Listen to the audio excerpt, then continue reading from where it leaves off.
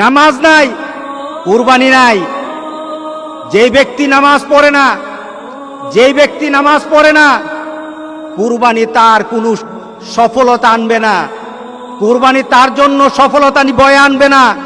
নামাজ নাই, কুরবানি হবে না তার, নামাজ ছাড়া কুরবানি হবে না। এটাই ধারাবাহিকতা। ইন্না আতাইনাকাল কাউসার ফাসাল্লি লিরাব্বিকা ওয়ানহার। নামাজ আগে, কুরবানি পড়ে।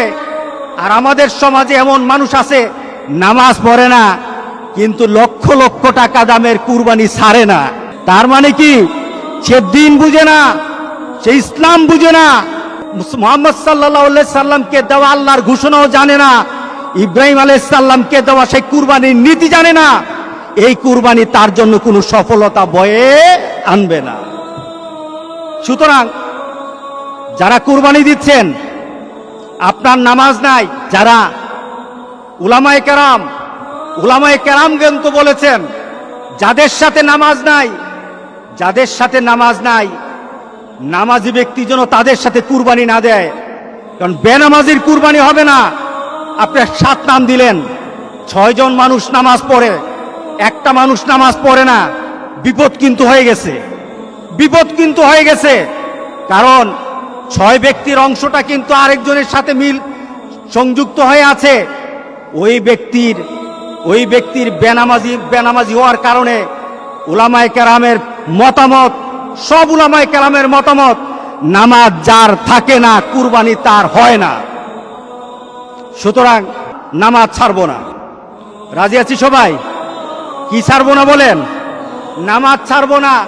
নামাজ কায়েম করার পর আপনার কুরবানি, আপনার রোজা, আপনার হজ, আপনার ইবাদত, সকল কিছু নামাজকে দিয়ে মানদণ্ড করা হবে। আগে নামাজ, এরপরে সকল ইবাদত। এটাই হবে মুসলমানদের ধারাবাহিক আমলের নিয়ম। যাদের সাথে নামাজ নাই, আজকে চলুন তওবা করি। আজকে তওবা কবুল হবে, আজকে আল্লাহ মাফ করে দিবেন, আজকে আমাদের গুনাহগুলি মাফ করে দিবেন। আজকে তো আমরা এমন ভাবে আল্লাহর কাছে বলবো, মাবুদ তোমার আরাফাতের ব্যক্তিগুলি আরাফাতে কেঁদেছে, এদের মনে কিন্তু সুখ ছিল না, এদের মনে কিন্তু আনন্দ ছিল না। কারণ আরাফাতের ময়দানে 10,000 মানুষ থাকে না। মুহাম্মদ সাল্লাল্লাহু আলাইহি সাল্লাম যখন হজ করে গেলেন, তখনই তো 100 লাখের উপর মানুষ ছিল। 10,000 মানুষ আরাফাতের ময়দানে কখনো ছিল না। আজকে 10,000 মানুষ তারা ওই আরাফাতের ময়দানে কেঁদে কেঁদে বলেছে, মাবুদ আমরা তৃপ্ত নই।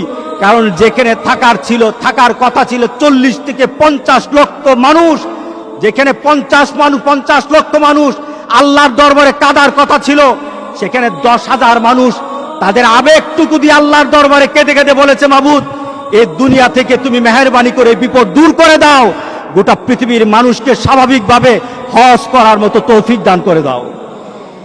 তাদের ডাক হয়তো কবুল হয়ে যাবে। আমাদের বিশ্বাস তাদের ডাকের কারণে হয়তো আল্লাহ আমাদেরকে মাফ করে দিবেন। আজকে চলুন আমরা আল্লাহর দরবারে বলি, আজকে কয়টা মাস হয়ে গেল? আজকে প্রায় 6টা মাস আমরা যেন একটা নতুন পৃথিবীতে বাস করছি। যেই নতুন পৃথিবী সম্পর্কে আমাদের কোনো ধারণা নেই। আমরা একজন আরেকজনের সাথে মিশতে পারি না, আমরা একজন আরেকজনের সাথে কুলাকুলিও করতে পারি না, আমরা একজন আরেকজনের সাথে মুসাফাও করতে পারি না, আমরা একজন আরেকজনের বাড়িতে দাওয়াত খেতেও পারি না। আল্লাহ সুবহানাহু ওয়া তাআলা বলেন, আমার হুকুম মান।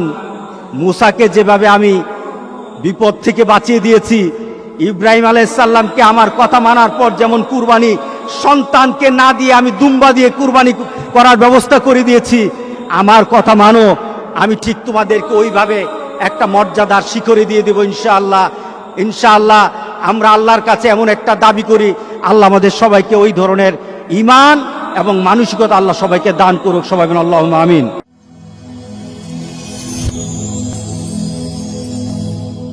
Rose TV 24. Enjoy by listening to the Holy Quran.